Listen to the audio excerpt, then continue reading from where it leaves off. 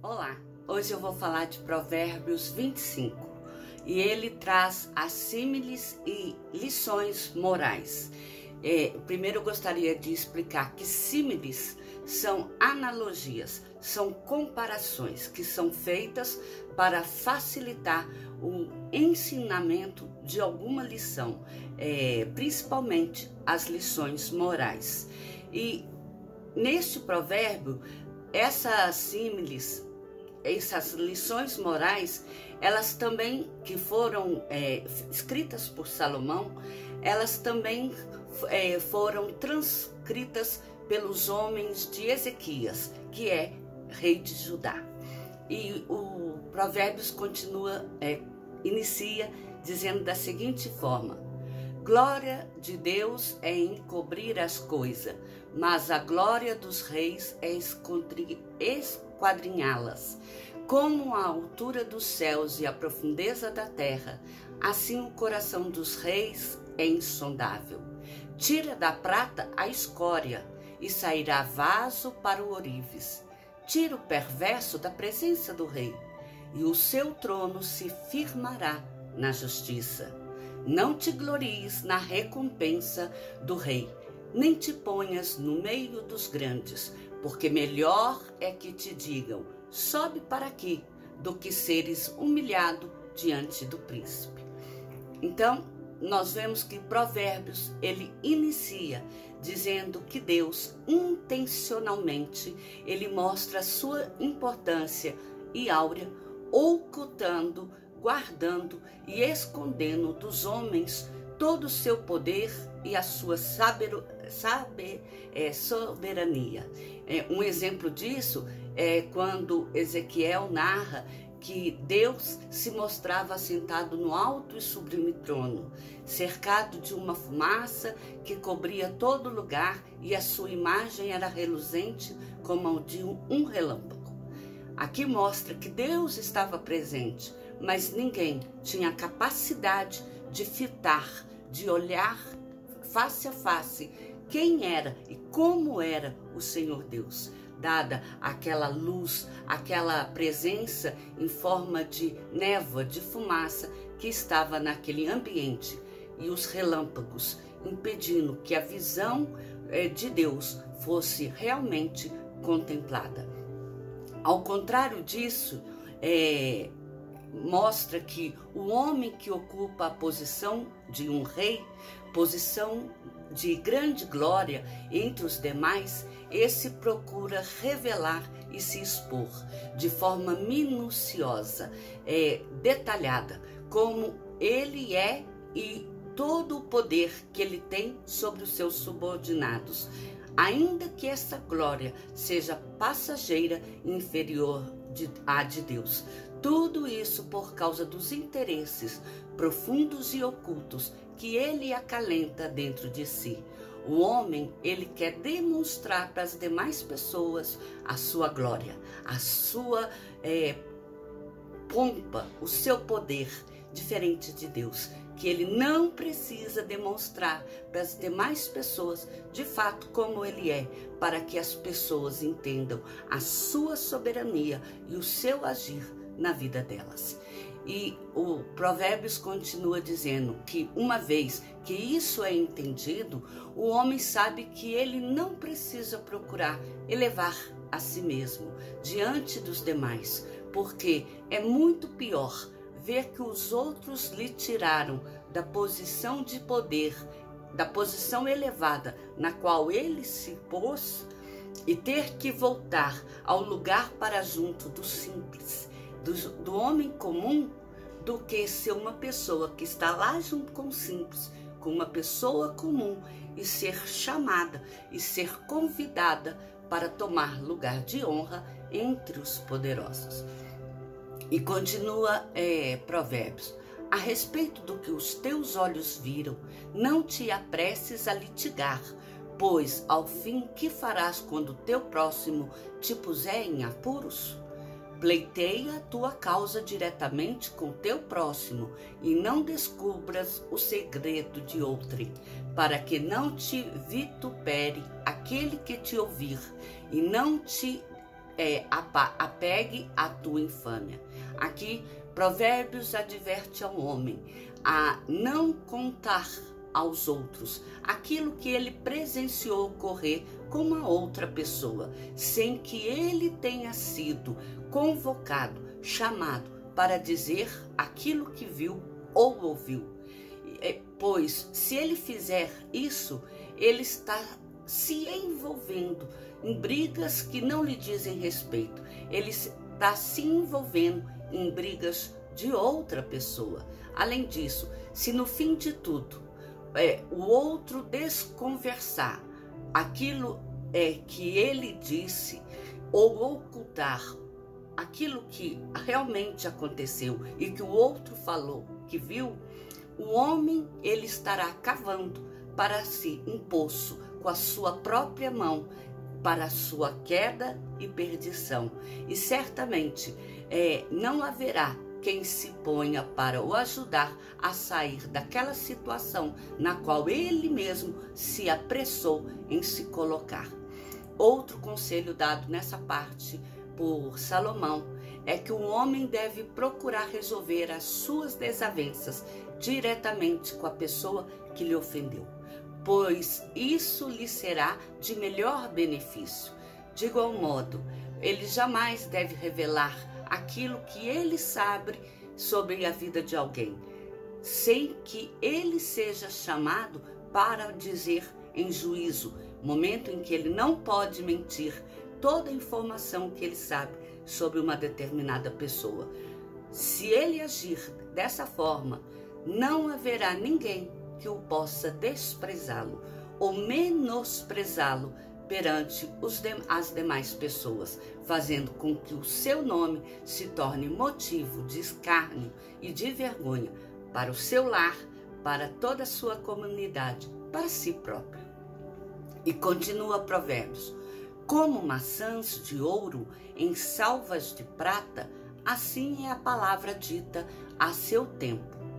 Como pendente e joia de ouro puro, assim é o sábio repreensor para o ouvido atento. Como frescor de neve no tempo da ceifa, assim é o mensageiro fiel para com o que o enviam, porque refrigera a alma dos seus senhores. Como nuvem e vento que não trazem chuva, assim é o homem que se gaba de dádivas que não fez. Bom, essa parte nós observamos as seguintes analogias. A primeira diz respeito à compreensão que o homem deve ter de que ele deve ser lembrado pelos demais como uma pessoa cuja fala tem poder e é relevante, tem uma importância de ser ouvida, dada a sua fala reflexiva, oportuna e adequada em qualquer momento. Uma fala que transmite sabedoria e a graça divina, capaz de transformar aquele que estão ao seu redor. Por isso que diz como uma maçã de ouro em salva de prata, porque a maçã ela é considerada aqui como a boa palavra, uma palavra honrosa que só traz bênção a todos aqueles que estão ao seu redor, que é a vasilha de prata.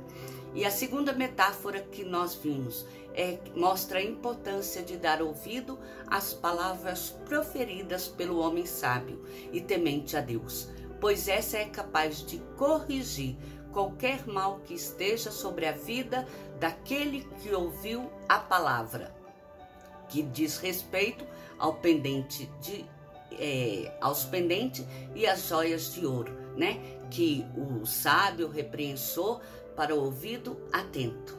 E a terceira analogia que nós vimos, ela explica que nos tempos antigos, uma vez que naquela época não existia refrigeração, esses motores mecânicos aí, que a geladeira, vamos assim dizer, em que o gelo, a neve, ela era guardada, principalmente o gelo, no meio da serragem, às vezes numa cova bem profunda, para manter o gelo para quando fosse necessário fazer o uso. Aqui mostra que a neve era usada para resfriar a água para os trabalhadores beberem nos campos na época de colheitas, porque os campos estavam quentes, ensolarados, e a pessoa que ficava muito exposta ao sol, ela se cansava, ela logo se fadigava.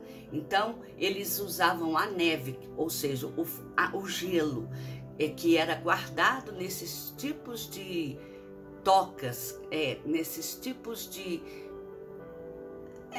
objetos de guardar mesmo, para refrescar a água no momento em que eles beberiam, fornecendo um ambiente, um privilégio a ser gozado principalmente por aqueles que eram mais ricos, por pessoas que trabalhavam para pessoas mais abonadas. Então, a lição apresentada por Salomão aqui é a de que um mensageiro fiel, um servo fiel, este entregará a mensagem que lhe foi incumbida de forma correta, íntegra e nos conformes que o seu Senhor lhe ordenou dizer. Esse tipo de servo, jamais ele compromete a honra e a credibilidade do seu Senhor, assim como o ceifeiro, o trabalhador daquela colheita, deixará com que a colheita se perca ali no sol escaldante, uma vez que ele está sendo também cuidado pelo seu Senhor. A quarta analogia que se mostra nesse provérbio é a diferença que há entre uma pessoa que não tem compromisso com a palavra que ela profere e as atitudes que ela toma. Estes são como nuvens vazias, nuvens que não trazem chuvas dentro de si. São como ventos que não trazem refrigério por onde passa, por onde assopra. Eles apenas dissipam o calor. E às vezes acontece de que quando uma nuvem possa ter assim começado a formar, eles fazem com que ainda essa nuvem vá embora. E Provérbio continua dizendo: a longanimidade persuade o príncipe, e a língua branda esmaga ossos. Achaste mel? Come apenas o que te basta, para que não te fartes dele e venha a vomitá-lo. Não seja frequente na casa do teu próximo, para que não te enfade de ti e te aborreça. Nessa parte, Salomão explica que é a generosidade de quem fala que convence, influencia e encoraja a mudança na vida de um príncipe, de um homem importante. Da mesma forma com que uma fala gentil, uma fala mansa e afável é capaz de esmiuçar a resistência de alguém. Contudo, tudo isso deve ser feito de forma comedida, de modo que o agir não venha a ser uma intromissão no agir do outro, nem as falas sejam capazes de consumirem a sua vida. Dito isso, Salomão explica que ninguém deve estar sempre frequente na casa de seu próximo, de seu amigo, pois além dessa visita tornar-se um incômodo para aquele que se vê obrigado a receber sempre aquela pessoa, quase que diariamente, este atrapalhará a intimidade e o agir habitual daquela casa que recebe a visita. Pois quem recebe, às vezes, tinha planos de fazer uma coisa diferente naquele dia, seja uma limpeza na casa, um arrumar de documentos, um arrumar no guarda-roupa, ou até mesmo repousar para descansar num período do dia que não é costumeiro as demais pessoas repousarem. E se aquela pessoa está sempre ali visitando, o que ela faz? Ela vai incomodar, ela vai se tornar uma pessoa que vai acabar atrapalhando a vida do outro, e essa atitude, com o tempo, fará com que esta pessoa que sempre visita se torne alguém indesejável. uma pessoa que seja pesado na sua atitude, no seu simples fato de visitar o amigo conhecido. E continua provérbio: maçã, espada e flecha aguda é o homem que levanta falso testemunho contra o seu próximo. Como dente quebrado e pé sem firmeza, assim é a confiança no desleal, no tempo da angústia. Como quem se despede num dia de frio e como vinagre sobre feridas, assim é o que entoa canções junto ao coração aflito. Aqui, Salomão compara um homem mau, um homem perverso e que vive planejando contra os que estão à sua volta, com uma fruta boa, atrativa aos olhos, mas que carrega dentro de si algum tipo de veneno, seja com o objetivo de fazer mal a outra pessoa que irá consumir, ou por fora ela é perfeita, mas por dentro ela trará consigo um malefício à vida de quem a consumir.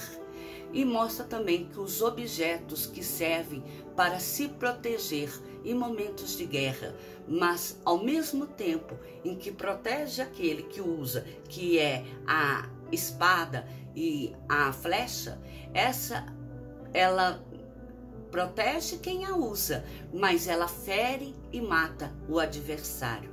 E depois Salomão enfatiza o desconforto e a instabilidade que pode sobrevir sobre o homem que deposita sua vida no amigo indigno de confiança.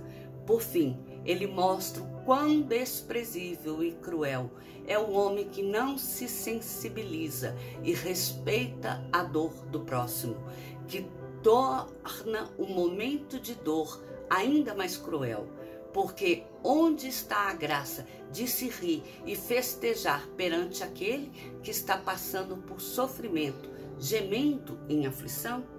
É como se você fosse num velório, por exemplo, e lá no velório, em vez de você se ater a confortar aquela família, a dar boas palavras, a você ir lá e ficar contando piada e rindo de acontecimentos que nada tem a ver com a situação.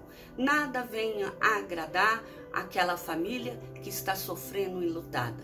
Pelo contrário, é um tripudiar, é rir, é debochar daquele momento de dor do outro.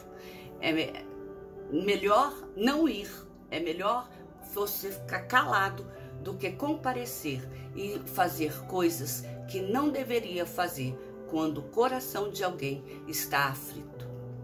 E continua o provérbio: se o que te aborrece tiver fome, dá-lhe pão para comer. Se tiver sede, dá-lhe água para beber, porque assim amontoará brasas vivas sobre a sua cabeça, e o Senhor te retribuirá.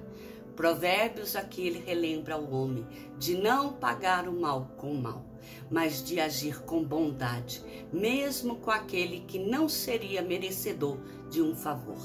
Pois agindo assim, Deus, olhando dos céus, o recompensará com favor e bênção sem medida no momento em que ele estará dando a sua bênção no momento do juízo final e no decorrer mesmo ainda de sua vida.